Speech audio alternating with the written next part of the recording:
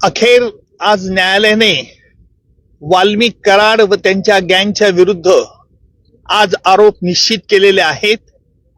दिनांक 9 डिसेंबर 2024 रोजी संतोष देशमुख यांचा कट करून संगनमताने आरोपींनी खून केला आणि त्याचप्रमाणे यातील काही पुरावा नष्ट करण्याचा प्रयत्न केला. याला कारण म्हणजे वाल्मिक कराड याला जी खंडणी जो मागत होता ती खंडणी अबाडा कंपनीकडनं मिळण्यास अडथळा संतोष देशमुख यांनी केला. याकरिता त्यांचा खून करण्यात आला अशा रीतीचा सरकारतर्फे आम्ही आरोप प्रस्तावित केला. न्यायालयाने आरोप त्याप्रमाणे आज निश्चित केले. एकूण सगळ्या आरोपींच्या विरुद्ध आज निश्चित करून त्याची पुढील तारीख आता 8 जानेवारी ही तारीख ठेवलेली आहे.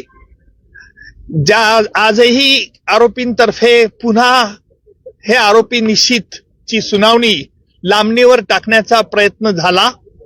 आरोपींनी या खटल्यामध्ये आतापर्यंत जे D2 ऑपरेशन केलं, ज्याप्रमाणे पाकिस्तानतर्फे K2 operation, K for Kashmir आणि K फॉर खलिस्तान असं केलं जात होतं, त्याचप्रमाणे आरोपींनी देखील या खटल्यात वेळोवेळी वेगवेगळे हातखंडे वापरून D2 operation, D for delay आणि डिरेल, उशीर करणं आणि खटला उलथून टाकण्याचे प्रयत्न होते.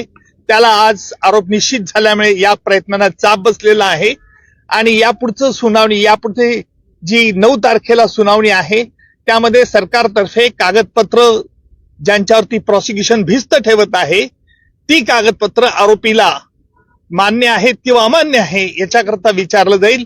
त्याच्यानंतर साक्षीदारांची यादी दिली जाईल आणि प्रत्यक्ष पुराव्याचं काम लवकरच सुरू होईल. आरोपींच्या वतीने वारंवार वकील बदलले जात होते, त्याबद्दल देखील आज कोर्टाने नाराजी व्यक्त केली. काय नेमकं त्यालाच आम्ही आज आक्षेप घेतला की आरोपींतर्फे जे वेळोवेळी वकील बदलण्याचा त्यांना अधिकार आहे, नाही असं नाहीये, परंतु वेगवेगळ्या 30 कारणं ही पुन्हा पुन्हा न्यायालयापुढे मांडण्यात येत होती. म्हणून आम्ही न्यायालयाला विनंती केली की न्यायालयाने यापूर्वी देखील या त्यांच्या म्हणण्यावरती त्यांचं म्हणणं ऐकलेलं आहे, त्यामुळे न्यायालयाने यावरती निश्चित प्रकारचा आदेश द्यावा.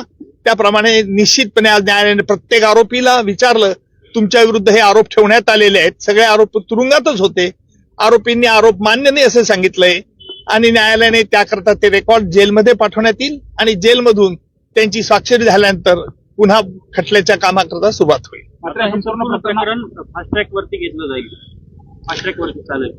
आता आपण बघितलं असेल की आज आरोप निश्चित करण्याकरता किती महिने वेळ लागला. न्यायालयाला वेळ द्यावा लागतो कारण वेगवेगळ्या कायदेशीर बाबी हरकती घेऊन हा खटल्याबद्दल आरोपी लांबवण्याचा प्रयत्न करतात हे स्पष्ट होत होतं, परंतु कायद्यामुळे त्यांना संधी द्यावी लागते आणि म्हणून फास्ट ट्रॅक कोर्ट असो का स्लो ट्रॅक कोर्ट असो, परंतु खटला लवकरात लवकर चालवण्याचा प्रयत्न सरकारतर्फे होईल.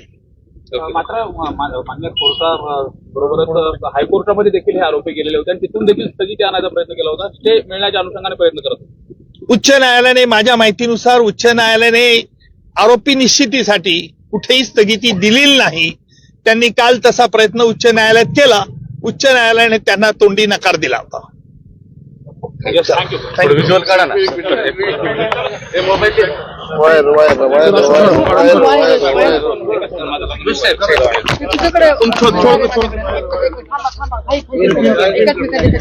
छोड़